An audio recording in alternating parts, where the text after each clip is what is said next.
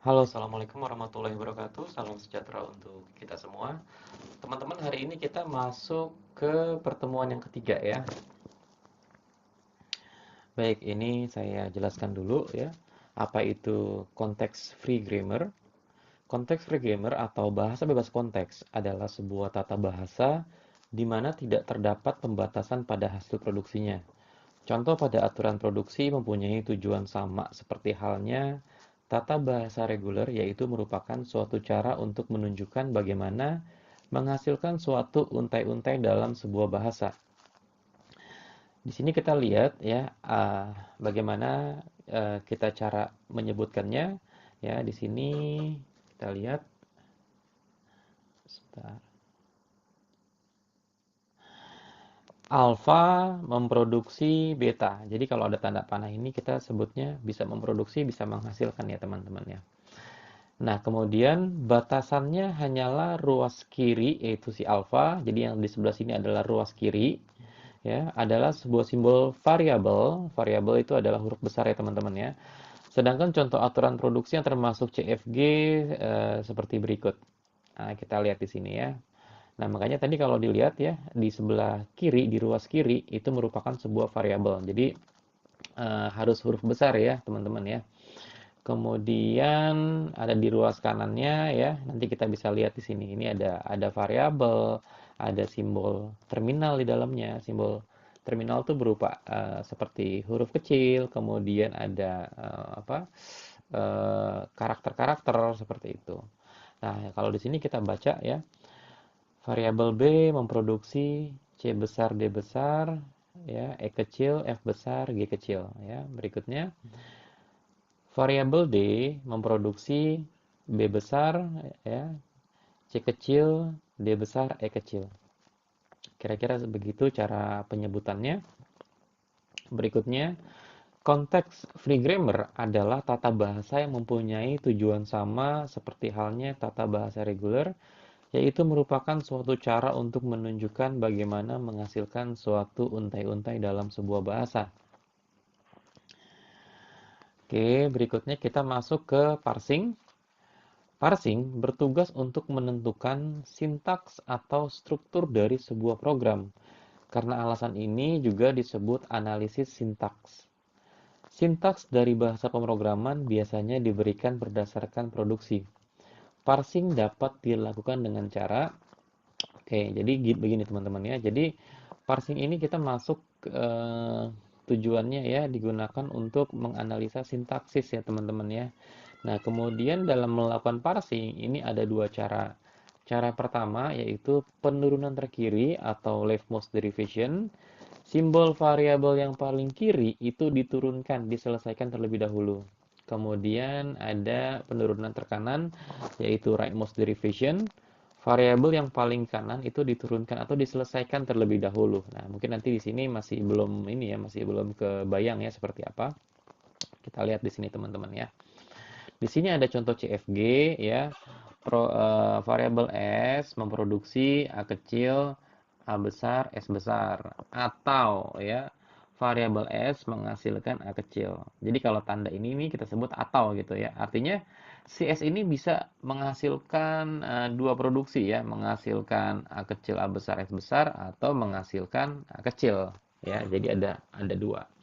Nah, berikutnya di produksi berikutnya variabel A menghasilkan S besar, B kecil, A besar ya, atau variabel A bisa menghasilkan B kecil, A kecil.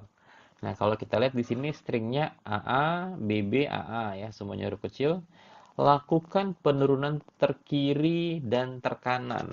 Oke, berarti kita coba nih leftmost gimana, rightmost gimana. Nah, kita masuk ke leftmost dulu ya. Leftmost itu penurunan yang paling kiri. Misalnya kita lihat di sini variabel S ya menghasilkan A kecil, A besar, S besar. Nah, kalau kita bilang leftmost berarti kan penurunan terkiri dulu. Kita lihat variabel mana ya yang paling kiri ya. Kita lihat variabel yang paling kiri adalah variabel variabel A, betul ya. Nah, kemudian yang paling kanan adalah variabel S. Berarti kita kan mau pakai leftmost dulu nih. Kita coba turunkan dulu ya, yang S kita selesaikan, yang A kita selesaikan dulu. Kita lihat di sini. Variabel A itu bisa menghasilkan S besar, B kecil, A besar. Ya, kita lihat di sini ya, ini hasil hasil hasil turunannya ya. Jadi ini diturunkan menjadi seperti ini teman-teman nih ya. S besar, B kecil, A besar ya. Dan ini SS masih belum berubah ya teman-teman ya.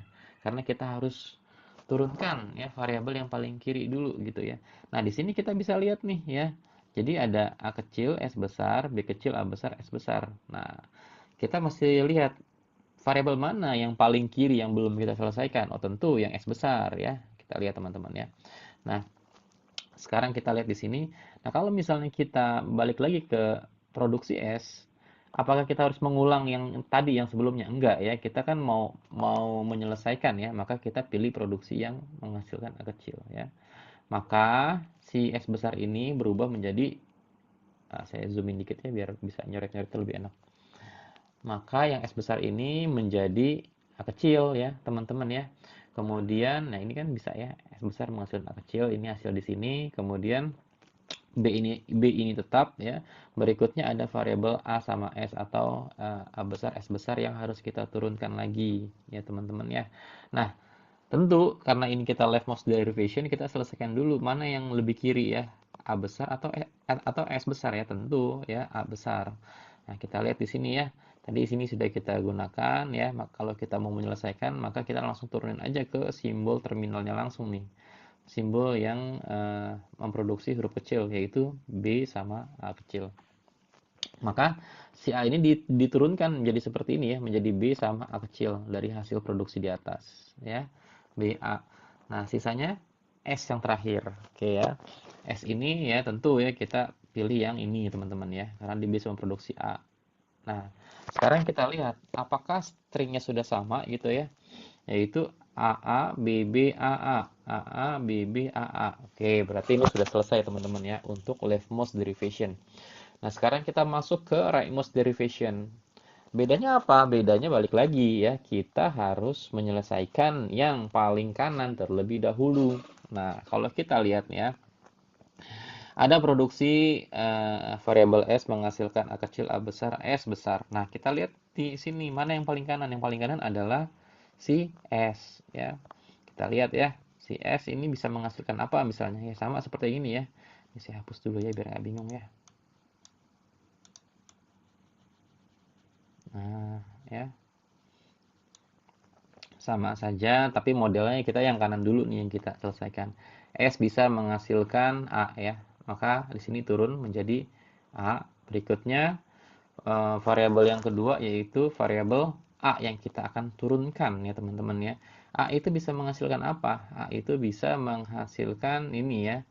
Uh, S besar B kecil A besar atau B kecil A kecil. Pak, kenapa nggak langsung ke BA aja? Nah, masalahnya adalah sesuai nggak dengan string yang mau kita cari, gitu ya teman-teman ya. Kalau misalnya sesuai ya bisa-bisa aja. Kalau misalnya masih belum memenuhi string ini, ya kita coba dulu nih produksinya satu persatu. Maka kita pilih ini dulu ya. S besar, B kecil, A besar ya, misalnya. Atau bisa langsung ya, bisa langsung kita lihat, oh ternyata dengan apa namanya, dengan produksi B kecil B kecil A kecil aja sudah bisa seperti itu ya. Nah, tapi kan kita balik lagi ya, intinya adalah kita harus mencari string yang sesuai teman-teman gitu ya. Oke, saya lanjut lagi ya. Tadi yang apa namanya, yang S sudah kita turunkan menjadi apa namanya, menjadi A kecil dari sini ya, menjadi A kecil. Kemudian kita selesaikan lagi variabel A ya.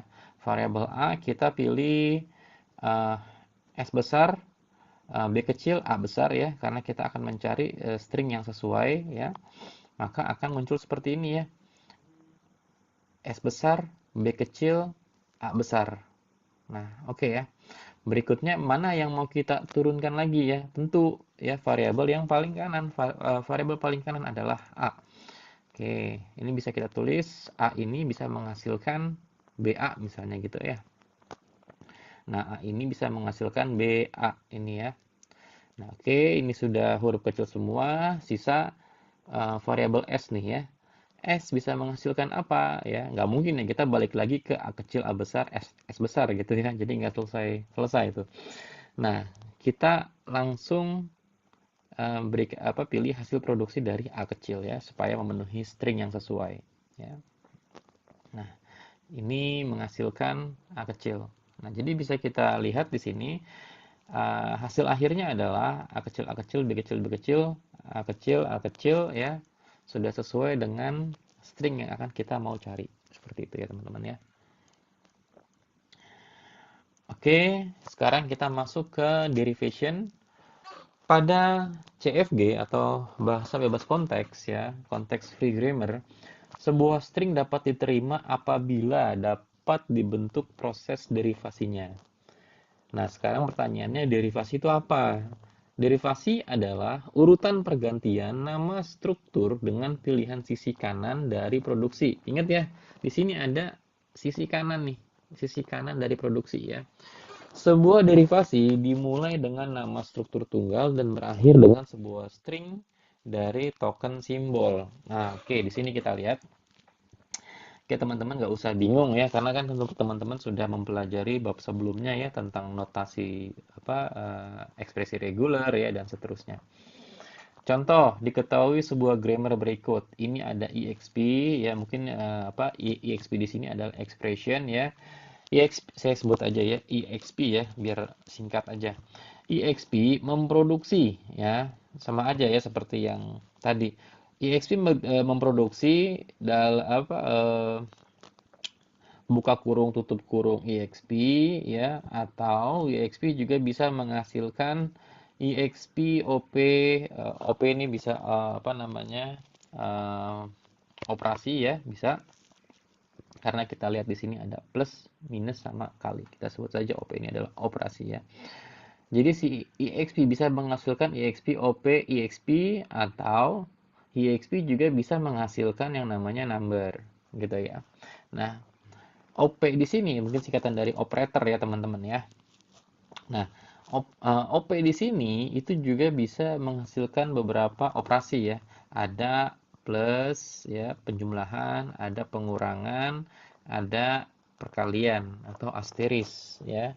Berikutnya ada number di sini. Number itu dia bisa menghasilkan digit, dia juga bisa menghasilkan digit asteris. Nah, teman-teman nggak usah bingung ya kalau ada digit asteris itu maksudnya apa. Baca lagi di pertemuan sebelumnya terkait ekspresi reguler. Kemudian digit ini bisa menghasilkan ya bisa 0, bisa 1, bisa 2, 3. Ini titik-titik ini artinya dan seterusnya ya. Dari 2 sampai dengan 8 lah gitu ya. Biar cepet aja nulisnya hasilnya 9. Nah, biasanya di soal nanti akan ditanyakan, apakah string dalam kurung 34 kurang 3 tutup kurung dikali 42 itu diterima atau ditolak? Gitu ya teman-teman ya. Nah, kita lihat nih. Nah, ya penjabarannya. Nah, teman-teman kagak usah bingung ya. Teman-teman nggak usah bingung ya dengan melihat atau membaca seperti ini. Caranya sama, kita tinggal turunkan saja. Tadi kan dilihat yang paling kanan dulu ya teman-teman ya. Oke, kita lihat di sini. Saya agak Nah, yang kita cari adalah string ini ya teman-teman ya. Oke, ini adalah yang kita cari.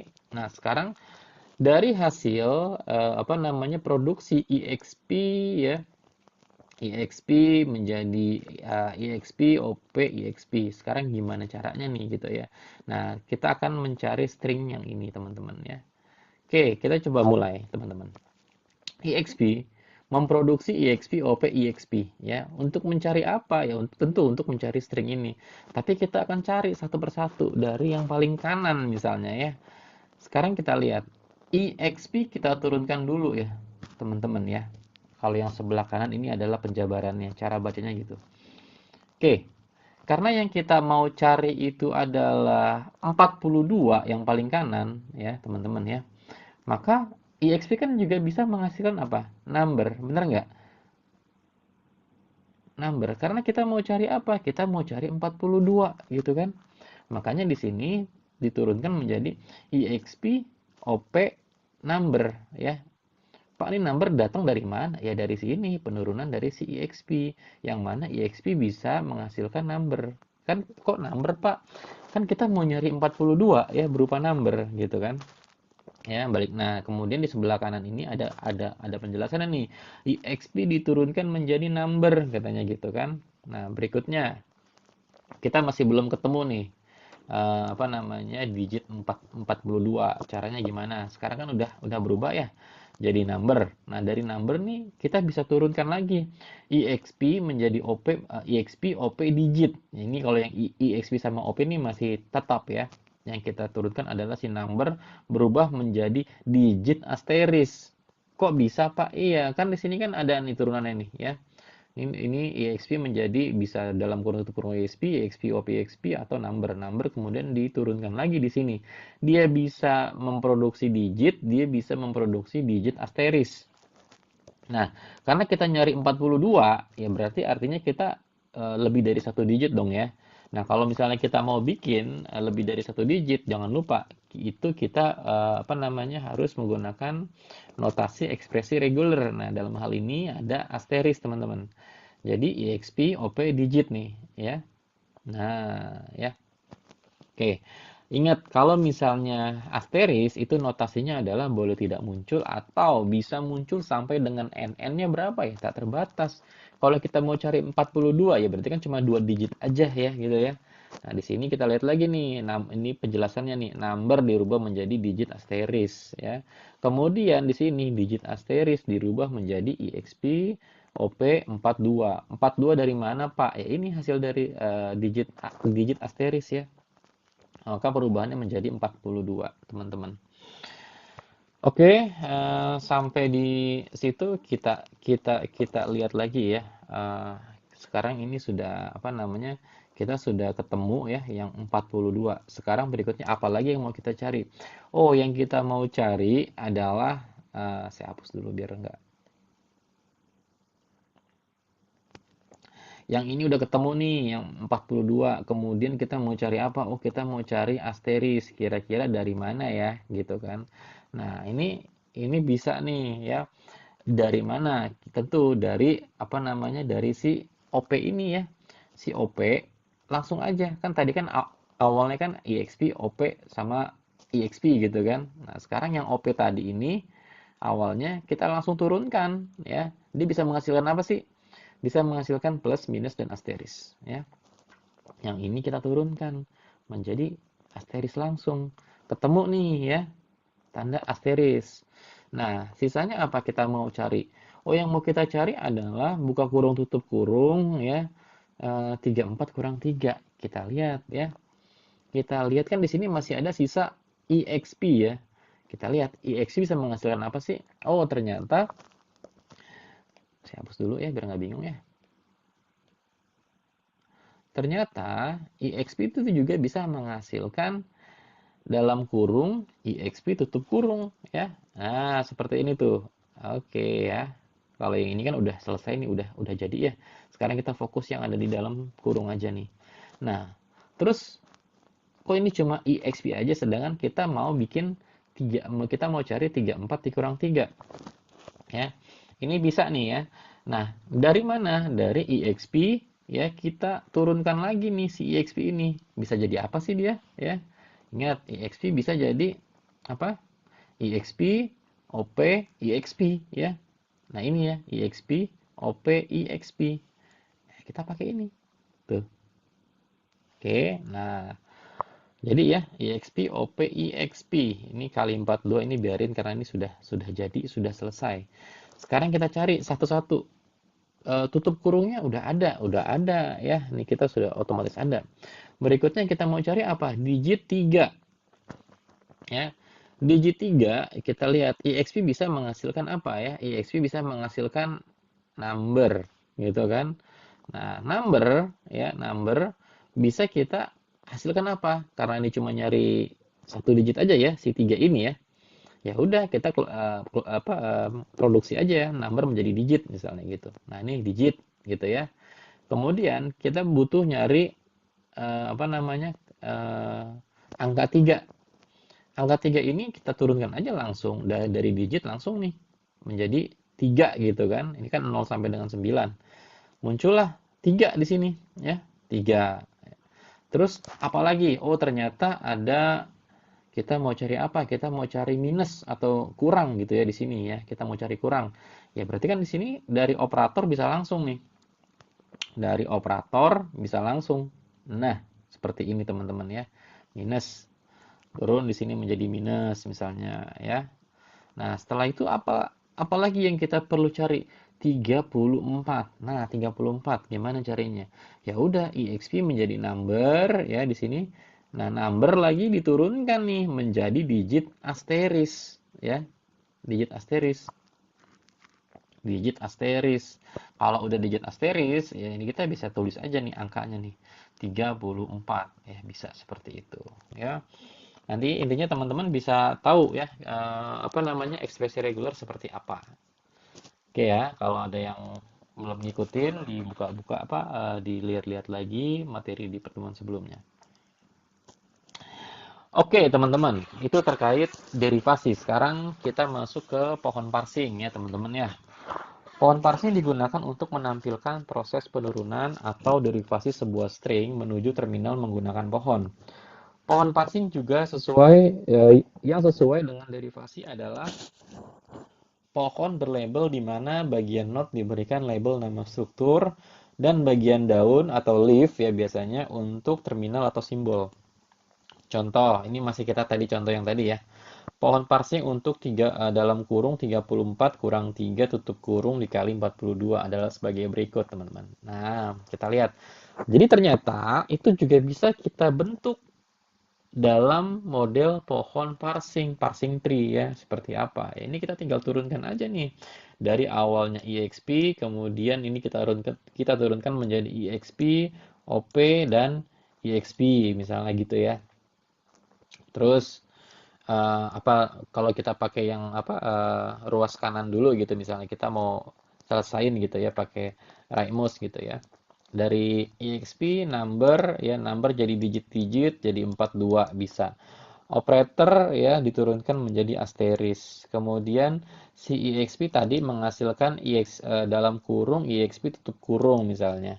Kemudian dari apa namanya dalam kurung EXP tutup kurung ini bisa lagi diturunkan menjadi EXP, OP, EXP ya. Kemudian kita mau cari apa tadi ya 3 misalnya gitu kan. Nah, number menjadi digit menjadi 3 ya. Kemudian dari sini ya turun dari OP menjadi minus misalnya seperti itu. Kemudian EXP ya diturunkan lagi menjadi digit-digit ini ya 3 sama 4. Sama aja hasilnya. Nah, cara lihatnya gimana? Cara lihatnya adalah kita menuliskan apa yang menjadi leaf-nya. Ini kan artinya yang paling ini ya, yang sudah tidak bisa diturunkan lagi. Nah, kalau kita lihat ada dalam kurung, ini kita langsung turunin aja ya. Dalam kurung, habis itu 3 turunin langsung, kemudian ada 4, kemudian ada minus ya, minus, kemudian ada 3 ini maksudnya, kemudian ada tutup kurung, kemudian ada asteris ya, perkalian, ya, terus kemudian ada 4 ada 2 teman-teman. Nah, ini sama saja ya untuk kalau kita bikin pemodelan dalam bentuk pohon parsing, teman-teman. Oke, kita masuk ke ambiguitas. Ambiguitas terjadi bila terdapat lebih dari satu pohon penurunan yang berbeda untuk memperoleh suatu string. Jadi artinya ambiguitas ini gini, kita dapat melakukan penurunan dengan cara yang berbeda gitu ya. Nah, itu kita sebut sebagai ambiguitas, teman-teman. Nah, masing-masing pars tersebut memiliki root diberi level S dan hasil W misalnya terdapat pada misalnya kita contoh ini ya. S menghasilkan variabel A atau menghasilkan variabel B, di mana variabel A menghasilkan A, variabel B menghasilkan A kecil gitu ya. Oke, ini baterai pen saya lowbat, nanti saya coba cas dulu sambil saya pakai pakai apa? Pakai mouse aja nyoret-nyoretnya ya. Untuk memperoleh untai A bisa terdapat dua cara penurunan ya. Jadi intinya kalau kita mau ngedapetin nilai A gitu ya, ini ada dua cara ya.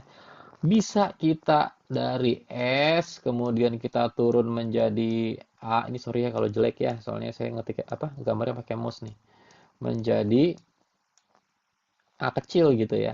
Nah, ini kan cara pertama ya. Cara kedua misalnya dari S menghasilkan menurunkan ya B. Nah, dari B menghasilkan A.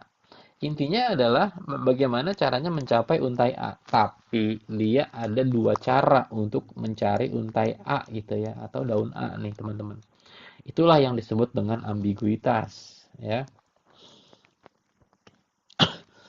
Nah, ini juga sama aja ya. Misalnya nih ada produksi variabel E menghasilkan E plus E atau ya menghasilkan eh, atau di sini ada sorry ada dua produksi ya di mana menghasilkan sebentar ya E ini menghasilkan E dikali E gitu ya. Kita lihat ya. Misalnya untuk mendapatkan string A plus A dikali A. Oke, misalnya dikerjakan dengan cara yang pertama yaitu ini ya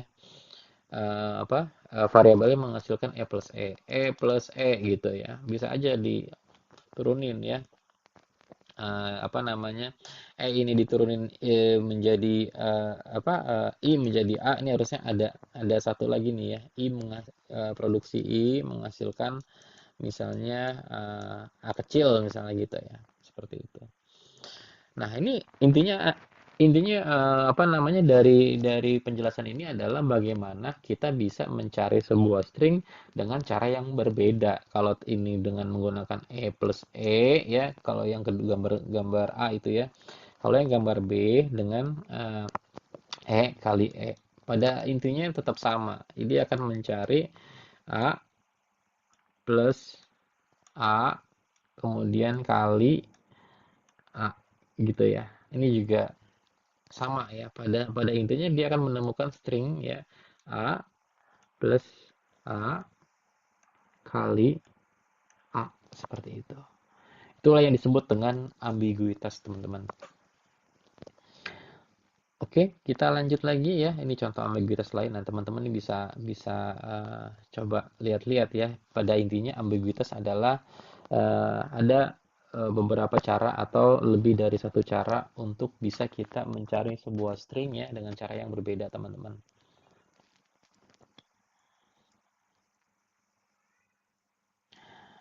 Oke, ini kita masuk ke left recursive, tapi di sini nggak dibahas secara detail karena left recursive kita akan bahas di pertemuan kita yang berikutnya. Nah, tapi kita coba lihat dulu kira-kira ciri-ciri left recursive gimana sih ya supaya kita bisa kenal dulu nih apa itu left recursive.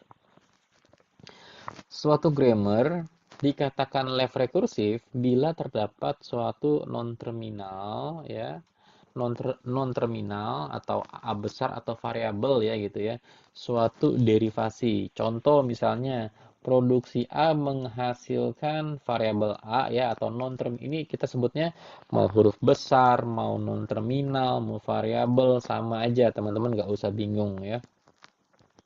Jadi kalau bentuknya seperti ini nih, jadi setelah produksi ya ada tanda panah, setelah tanda panah muncul entah itu variabel entah itu istilahnya sama variabel kah huruf besar kah non terminal kah ya kapital huruf kapital sama aja gitu ya. Kemudian berikutnya ada alpha untuk sembarang string alpha. Nah, kalau yang keduanya boleh bebas nih, boleh apa namanya boleh terminal ya huruf kecil ya, terus huruf besar juga boleh, intinya sembarang string.